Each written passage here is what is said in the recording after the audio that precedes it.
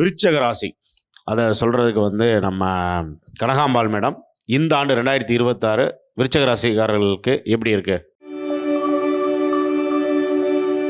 அன்பிற்காக இயங்கும் தன்னையே அர்ப்பணித்து கொள்ளும் விருச்சிக ராசி நேயர்களே, உங்களுக்கு இந்த 2026 எப்படி இருக்கும் அப்படின்னு ஒரு எதிர்பார்ப்போட பார்த்துட்டு இருக்கிற 12 ராசிகளில் முக்கியமான ராசி நீங்கள் ஒன்று தான்.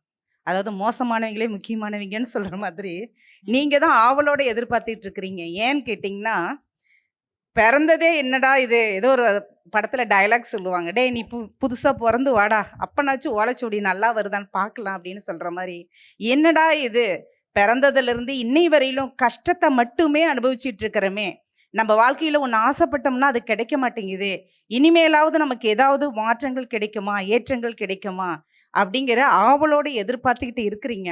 கண்டிப்பாக இந்த வருடம் உங்களுக்கு ஒரு நற்பலன்கள் அப்படின்னு சொல்லலாம். ஓகேங்களா?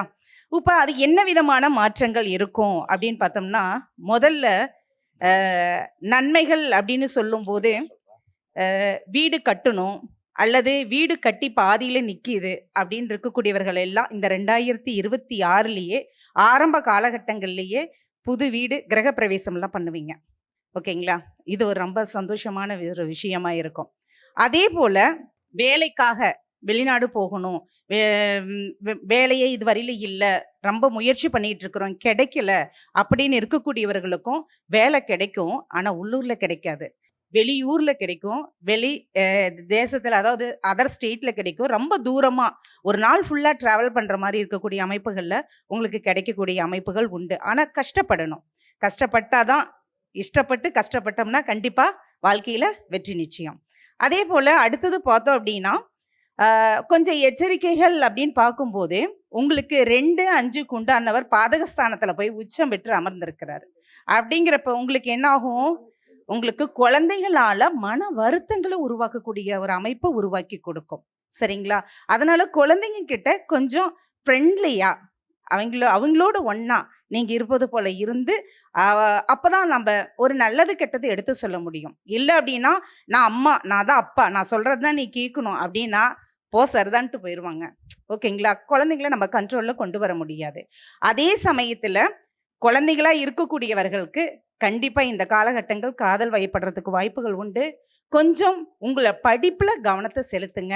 உங்களுடைய முக்கியமான எண்ணம் என்ன அப்படிங்கிறத யோசித்து உங்களுடைய படிப்பில் மட்டும் கான்சன்ட்ரேஷன் பண்ணிங்கன்னா நினச்சதை அச்சீவ் பண்ணுறதுக்கு உண்டான காலகட்டம் இதில் இருக்குது. சரிங்களா? காதல் தடம் போடுற மாதிரி போயிட்டோம் அப்படின்னா கண்டிப்பாக உங்களுடைய வாழ்க்கையில் நீங்கள் எதை நினச்சி உங்களுடைய வாழ்க்கை இருந்ததோ அது மாறிடும். தடமாறக்கு உண்டான வாய்ப்புகள் உருவாக்கி கொடுக்கும். பெண்களாக இருந்தீங்க அப்படின்னா அந்நிய மொழி பேசக்கூடியவர்களுடைய தொடர்புகள் ஏற்படும். இதனால் அஃபர் ஏற்படுறதுக்கு உண்டான வாய்ப்புகள் இருக்குது. அதனால் கெட்ட பேர் வரத்துக்கு உண்டான வாய்ப்புகள் இருக்குது. அதில் கொஞ்சம் ஜாக்கிரதையாக இருக்கணும். ஆணாக இருந்தாலும் சரி, பெண்ணாக இருந்தாலும் சரி, இருவருக்குமே அதுக்கு உண்டான வாய்ப்புகள் இருக்குது. கொஞ்சம் கேர்ஃபுல்லாக இருந்துக்கோங்க. அடுத்தது பார்த்தோம் அப்படின்னா, சொந்த தொழில் செஞ்சிட்டு இருக்கிறவங்களுக்கு கொஞ்சம் சுணக்கம் ஏற்படும். கூட வேலை செய்யக்கூடியவர்கள்கிட்ட கொஞ்சம் அனுசரணையாக கொஞ்சம் நடந்துக்கோங்க. அப்போ தான் நம்ம சொல் பேச்சு அவங்க கேட்டு நமக்கு சாதகமாக அந்த இடத்துல நடக்கும். இல்லை அப்படின்னா அதுலேயும் நமக்கு பிரச்சனைகள் உருவாகிறதுக்கு உண்டான வாய்ப்புகள் உண்டு. வெளிநாடு போகணுன்னு இருக்கிறவங்களுக்கு கண்டிப்பாக வெளிநாட்டில் நமக்கு வேலை கிடைக்கிறதுக்கு உண்டான வாய்ப்புகளை உருவாக்கி கொடுக்கும். அதே சமயத்தில் அரசியலில் இருக்கக்கூடியவர்களுக்கு கொஞ்சம் பேச்சில் கவனம் தேவை. நீங்க பேச்சில் மட்டும் மேடம், அதாவது விருச்சக ராசியில் இருக்கிற அரசியல் தலைவர்கள் தேர்தல்லாம் வரப்போகுது. பொதுவாக சொல்றீங்களா? விருச்சக ராசியில் இருக்கிற தலைவர்கள் ஆமா, கொஞ்சம் கவனமா பேசணும். போன்ல எல்லாமே ரெக்கார்டிங் ஆப்ஷன்ஸ் இருக்கு, நிறைய விஷயங்கள் பண்றாங்க. அதனால நீங்க பேசக்கூடிய விஷயங்கள் உங்களுக்கே பூமர் மாதிரி திரும்ப உங்களுக்கு பிரச்சனைகளை உருவாக்கி கொடுக்கக்கூடிய அமைப்பை உருவாக்கி தந்துரும்.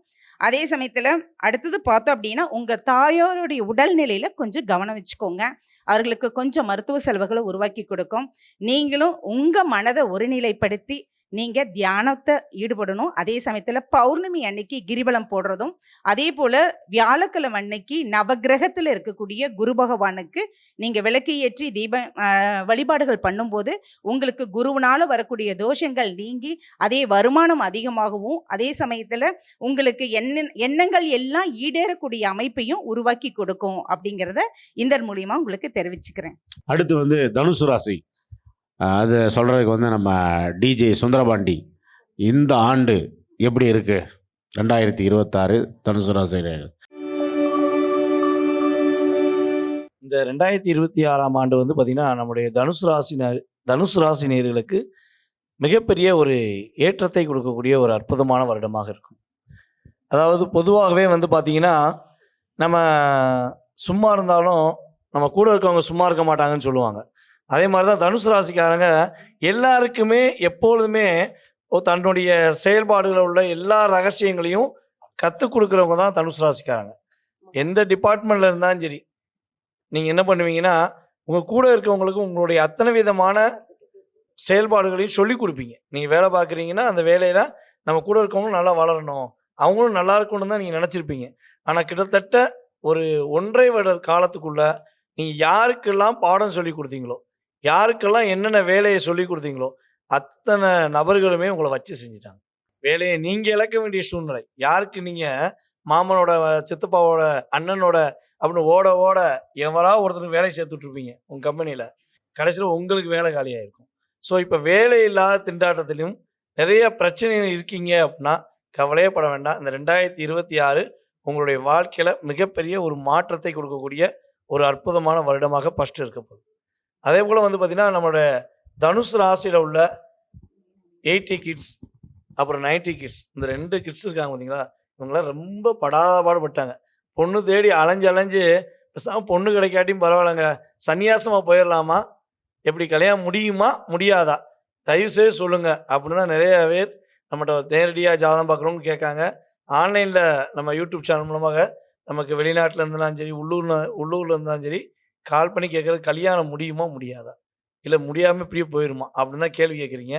கட்டாயமாக குருவுடைய பரிபூர்ண பார்வை, அதாவது உங்களுடைய ராசிநாதனே டைரெக்டாக உங்கள் ராசிக்கு 7ஆம் இடத்துலேருந்து உங்களை பார்க்குறாரு. அப்போ ஜூன் மாதம் வரையும் நீங்கள் எடுக்கிற ஒரே ஒரு முடிவு, கல்யாணம் முடித்த பிறகு தான் என் வேலை ஃபஸ்ட்டு வேலை கல்யாணம், நான் அதற்கான முயற்சிகளை மட்டும் எடுப்பேங்கிறத உறுதியாக இருந்தீங்கன்னா சீக்கிரம் கல்யாணம் முடிஞ்சிடும்.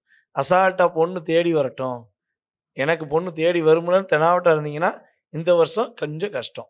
அதனால் இஷ்டப்பட்டீங்கன்னா உறுதியாக உங்களுக்கு திருமணத்துக்குரிய விஷயங்களை ஜூன் மாதத்துக்குள்ளே செஞ்சு முடிச்சிருங்க. கிரகங்கள் அதுக்கு உங்களுக்கு உறுதுணையாக இருக்கும். அதுக்கடுத்து வந்து பார்த்திங்கன்னா கிட்டத்தட்ட தனுசு ராசி அன்பர்களுக்கு அம்மாவுக்கு ரொம்ப உடல்நிலை சம்மந்தப்பட்ட பிரச்சனையும் அப்பாவுடைய ஹெல்த் சம்மந்தப்பட்ட பிரச்சனையும் இருக்குது. ஏன்னா 4ஆம் இடத்துல சனி பகவான், 9ஆம் இடத்துல கேது பகவான். ஒன்று இவங்க 2 பேத்துக்கு உடல்நிலை சம்மந்தப்பட்ட பிரச்சனை இருக்கணும், இல்லைன்னா இவங்க 2 பேருக்குமே பிரச்சனை இருக்கணும். நீங்கள் மட்டும் தனிச்சு இருக்க வேண்டிய சூழ்நிலை. அப்பா அம்மா எப்போ பார்த்தாலும் சண்டை போட்டுக்கிட்டே இருக்காங்க, ஒரு புரிதல் இல்லை, ரொம்ப கஷ்டமாக இருக்குது அப்படிங்கிற சூழ்நிலை இருக்காங்கன்னா கட்டாயமாக ஜூன் மாதத்துக்கு மேலே உறுதியாக அப்பா அம்மாவுடைய உடல் ஆரோக்கியத்தில் நல்ல மாற்றம் வரும். அதே போல் உங்கள் அப்பா அம்மா ரொம்ப ஒற்றுமையாக இருந்து உங்களுக்கு மிகப்பெரிய நல்ல விஷயங்களை செய்யக்கூடிய பாக்கியம் உண்டு. அதே போல் இன்னொரு விஷயம் சொல்லலாம், இந்த ஜூன் மாதத்துக்கு மேலே குரு பகவான் உங்களுடைய ராசியின் அதிபதி 8ஆம் இடத்துக்கு குரு பயிற்சியாகி போகிறாரு. அப்போ ஏதாவது வில்லங்க வந்துருமா, நம்ம எடுக்கிற முயற்சிகள் ஏதாவது தடை வந்துருமா அப்படிங்கிற ஒரு கேள்வி கூட உங்களுக்கு உதயமாகலாம். ஃபஸ்ட்டு ஒரு விஷயம் தெரிஞ்சுக்கோங்க, குரு பகவான் கடகராசியில் அமர்ந்து உங்களுக்கு ஃப்ரண்ட் அண்ட் பேக் அப்படின்னு சொல்லக்கூடிய 2 பக்கமும் பாதுகாவல் கொடுக்க போகிறார்.